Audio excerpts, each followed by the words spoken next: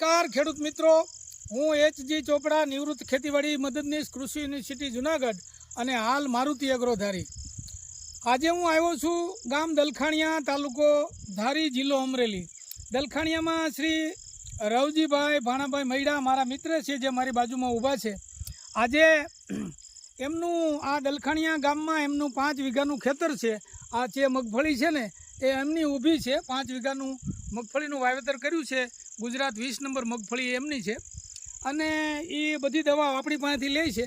અને આપણે એમને રેવા કંપનીનું જે ફેન્ટાસ્ટિક છે ને, જે ભાઈના હાથમાં જે બોટલ રહી, એ રેવા કંપનીનું ફેન્ટાસ્ટિકનો 2 સ્પ્રે મરાવ્યા છે અને 2 વાર છંટકાવ કરાવ્યો છે. એટલે આજે મારા હાથમાં જે આ રવજીભાઈના ખેતરમાંથી લીધેલી મગફળીના છોડમાંથી તમે જે મગફળીનો જે ફાલ છે ને એ જુઓ. ફાલની અંદર એટલો બધો પુષ્કળ પ્રમાણમાં ફાલ આવ્યો છે અને એ પ્રભાવ છે રેવા કંપનીના ફેન્ટાસ્ટિકનો. હવે આપણે રવજીભાઈનું જ પૂછી અને એની પાસેથી જ માહિતી થોડીક મેળવીશું કે ભાઈ આ દવાના પ્રભાવમાં તમારું શું કહેવું છે. રેવા કંપનીનું ફેન્ટાસ્ટિક જે મારું ફાલમાં 2 રાઉન્ડ માર્યા હતા, હા, 15 દિવસના અંતરે. તો આ વખતે જે કાંઈ મગફળીમાં બેઠક છે, જેટલું જે કાંઈ ફાલ છે ને, એવો ફાલ એકેય વર્ષે હજી બેઠો નથી. બહુ સરસ રિઝલ્ટ આવ્યું છે અમને.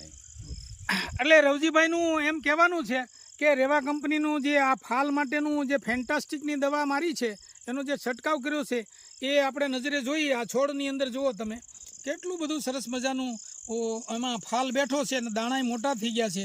આ બધી ગોગળ મોટી થઈ જાય. આમ તો હજી 1 મહિનો મગફળી ઊભી રહે એટલે લગભગ ગોગળ મોટી થઈ જાય એટલે ફાલ છે એ મોટો થઈ જાય એટલે પુષ્કળે અને ઉતારો આવવાનો છે. અને રવજીભાઈ પણ ખુશ છે. ખૂબ ખૂબ આભાર. જય હિન્દ, જય ભારત.